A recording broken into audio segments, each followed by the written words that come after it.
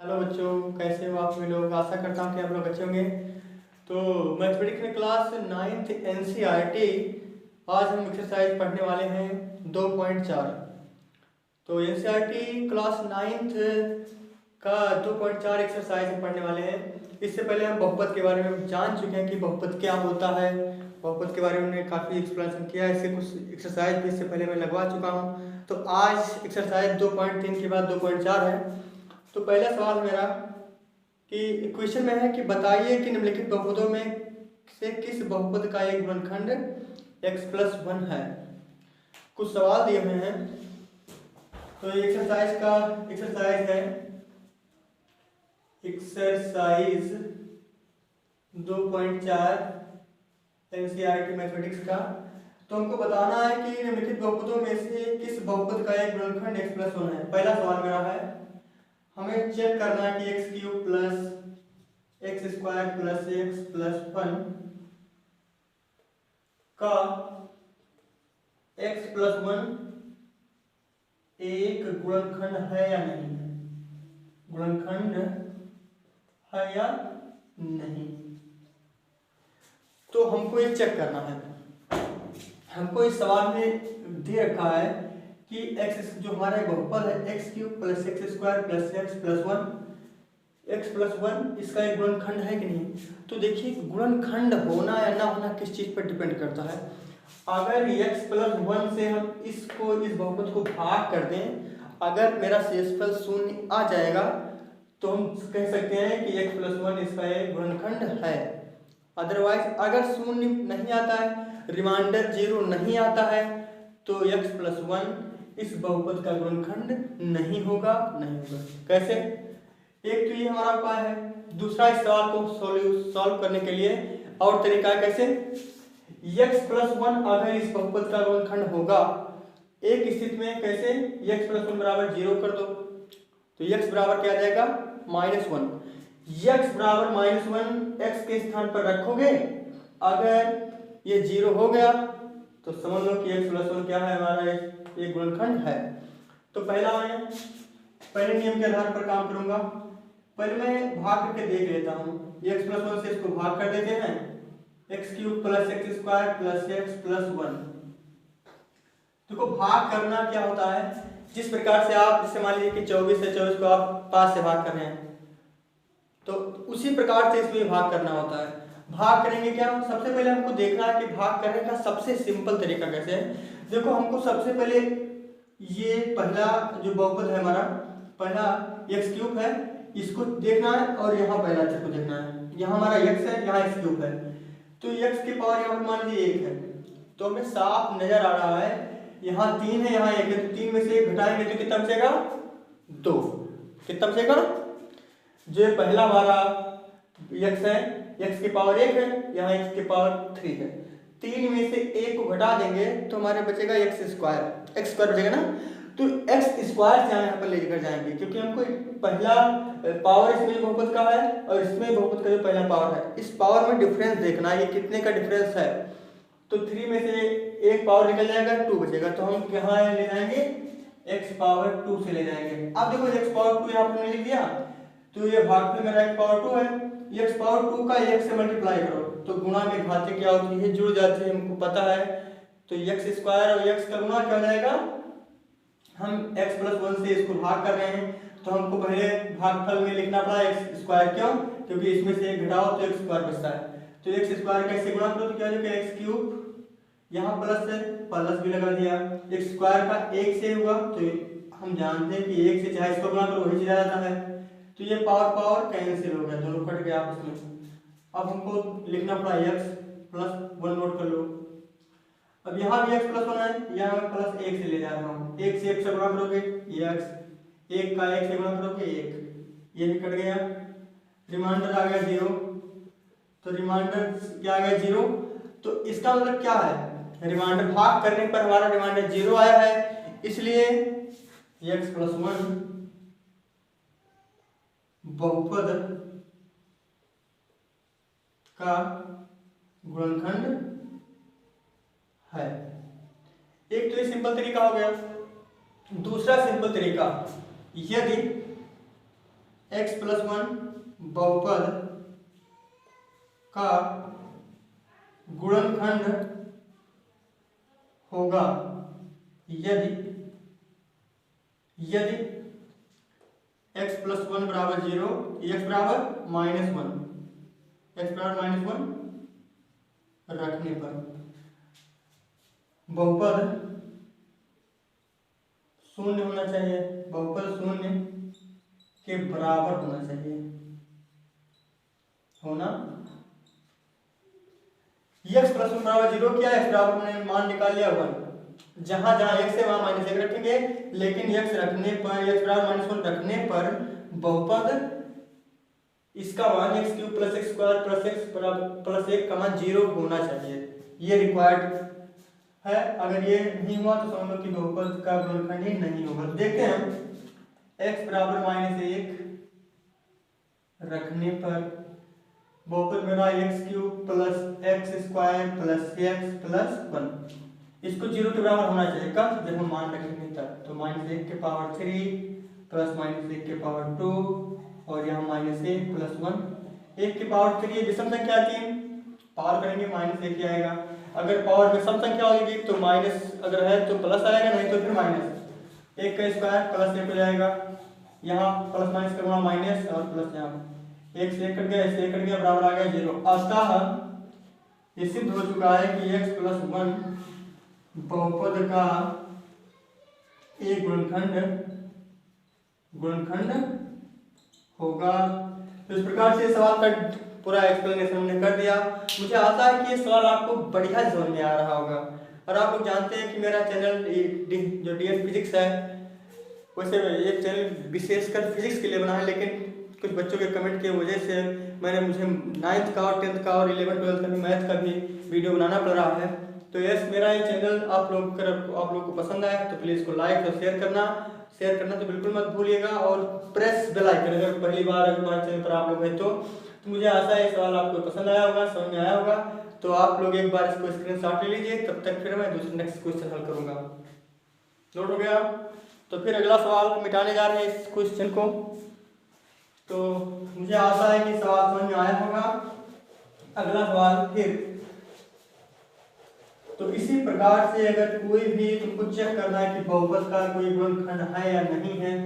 अब मेरा दूसरा पॉइंट उसी के आगे है, चेक करना है हमको x4 plus 3x cube plus 3x square plus x plus 1। अब चेक करना है हमको कि x प्लस 1 इसका गुणनखंड है कि नहीं है। तो इसको चेक करने के लिए भाग करेंगे पहले, x प्लस 1 से x power 4 plus 3x cube plus 3x square plus x plus 1। यहाँ पावर देखो, मैंने बताया था आप लोगों को कि पावर को देखना है। यहाँ पावर x की पावर कितना है, 1 है। यहाँ पहले क्या है, पावर x पावर 4 है। 4 में 1 घटा दो कितना बनेगा, 3। तो किससे ले जाएंगे हम, x पावर 3 से। अब इसका मल्टीप्लाई करते हैं, तो बीच वाला आता है x4, 1 से गुणा करोगे तो प्लस 3x क्यूब हो गया। घटा दो, चिन्ह को बदलना पड़ता है, यहाँ पे प्लस तो माइनस, इसको घटाएंगे 0 बच गया। 3x क्यूब में से 3x क्यूब घटाएंगे, ये क्या हो गया, 0 हो गया। वैसे 3x यहाँ नहीं आएगा, सॉरी, क्योंकि x क्यूब का x से गुणा होगा तो x क्यूब आएगा। तो x क्यूब आएगा x क्यूब, ठीक है। तो 3x क्यूब में से x क्यूब घटेगा, कितना बचेगा, 2x क्यूब। और यहाँ नोट कर लिया हमने 3x स्क्वायर। यहाँ से हमको ले जाना पड़ेगा 2 से। यहाँ देखो x है ना, यहाँ 2 है, 2x क्यूब है, तो हमको ले जाना पड़ेगा 2x स्क्वायर से। तो 2x स्क्वायर से ले जाएंगे तो 2x स्क्वायर का इससे गुणा होगा, ये हो गया 2x cube plus 2x square. फिर चिन्ह को एक बार चेंज कर दो, ये कट गया। 3x स्क्वायर में से 2x स्क्वायर घटेगा, बचेगा x स्क्वायर। चिन्ह प्लस का ले जाएगा क्योंकि प्लस 3 बड़ा है 2 से, यहाँ पर प्लस लगा, ठीक है। और अब नोट करेंगे हम x। अब मुझे क्या लेना पड़ेगा, देखो यहाँ x स्क्वायर है, यहाँ x की पावर 1 है, 2 में 1 पावर घटेगा, 1 पावर बचेगा, इसका मतलब प्लस x ले जाएंगे। तो प्लस x का x से गुणा x स्क्वायर और प्लस x, दोनों कट गया। चिन्ह बदलने के बाद यहाँ बचा 1। अब 1 प्लस 1 जो मेरा बचा, ये किसी से भी नहीं ले जा पाएंगे। अब ये मेरा हो जाएगा शेष, इसको हम मान ले रहे हैं, ये क्या हो गया, शेष। तो रिमाइंडर मेरा बच गया। अगर रिमाइंडर बचा तो समझ लो कि x+1 इसका गुणनखंड नहीं है, क्योंकि गुणनखंड के लिए, फैक्टर के लिए ये जरूरी होता है कि आपका जो रिमाइंडर है 0 बचना ही चाहिए किसी भी समय में, मतलब 0 बचना अनिवार्य है, इसके लिए कंपल्सरी रिक्वायर्ड चीज है। तो शेषफल क्या हो गया 1, अतः हम लिख सकते हैं कि x+1 बहुपद p ऑफ x का एक गुणनखंड नहीं है। तो इसी प्रकार से हम और लगा सकते हैं, चेक कर सकते हैं। अगर x+1 बराबर 0 है, x बराबर -1 भी रख देंगे तब भी ये एक आएगा, बचेगा किसी भी, क्यों आप लोग करके देख लीजिएगा, विश्वास मानिए आएगा जरूर, जिससे मैंने पिछले सवाल लगाया है उसी प्रकार से। तो आप लोग ये जानिए कि अगर इसमें रिमाइंडर आया है तो उसमें भी, दूसरे वाले पेज में भी रिमाइंडर आएगा, बिल्कुल गारंटी के साथ आएगा। तो इस प्रकार से ये गुणनखंड इसका नहीं है। अगला सवाल फिर देखेंगे। तो दूसरे टाइप का मुझे आता है कि इसमें 2 सवाल और है, उसको तुम लोग लगा लोगे, ये तुम लोगों का हो जाएगा SW। अब मैं अगला क्वेश्चन पर चलता हूँ। अब सवाल है, हमको देखना है कि फिर वही काम करना है, चेक करना है, लेकिन इसको हम छोड़ते हैं क्योंकि चेक बार बार क्या करेंगे, लेकिन एक सवाल चेक ही कर लेते हैं। लिखा है गुणनखंड प्रमेय लागू करके बताइए कि निम्नलिखित स्थितियों में से प्रत्येक स्थिति में g of x p of x का गुणनखंड है या नहीं है।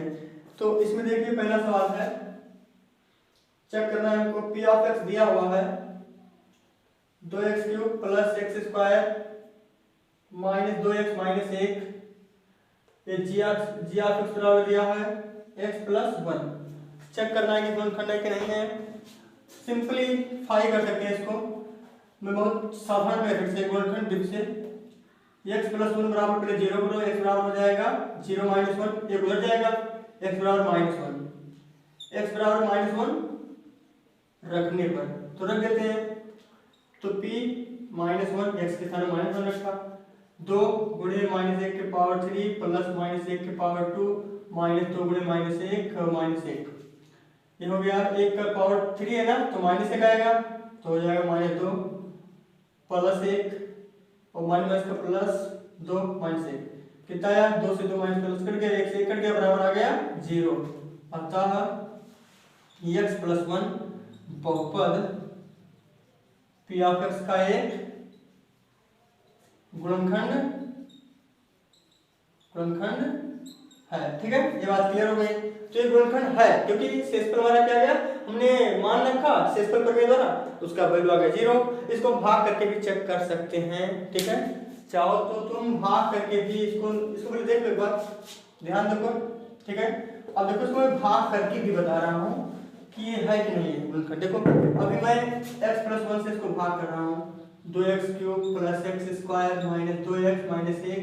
देखो यहाँ 2x³ है ना, तो 2 पर यहाँ आ जाएगा, यहाँ पावर में 3 है, यहाँ पर पावर में 1 है, तो 2x² चले जाएंगे। 2x² का 1 से गुणा हुआ, 2x³ 2x² का 1 से गुणा हुआ, हो गया 2x²। चिन्ह बदल दो, ये कट गया।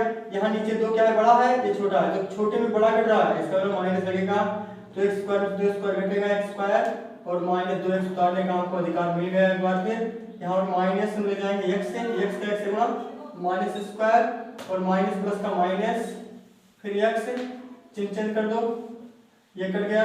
-2x में से x घटेगा, -1 देगा और -1, इस बार ले जाएंगे -1 से, -1 का 1 से गुणा -x और माइनस का माइनस प्लस का माइनस और प्लस का माइनस, ये हो गया 1। ये क्या हो गया, ये दोनों कट गया और शेषफल आ गया 0। रिमाइंडर आ गया 0। अतः x+1 बहुपद का गुणनखंड होगा।